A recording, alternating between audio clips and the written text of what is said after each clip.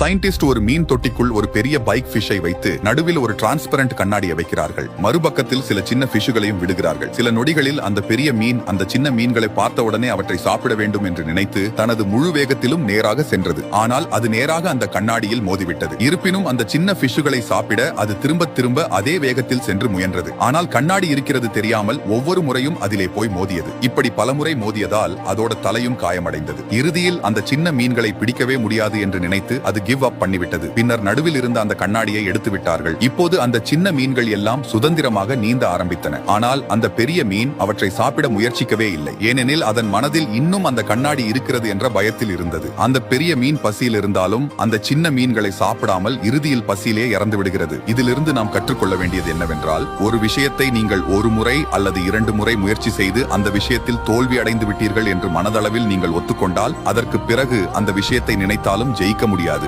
எனவே உங்கள் மனசில் இருக்கும் அந்த கண்ணாடியை உடைத்து முன்னேறுங்கள். அப்போதுதான் ஒரு புதிய ஆரம்பத்தை நீங்கள் காண்பீர்கள்.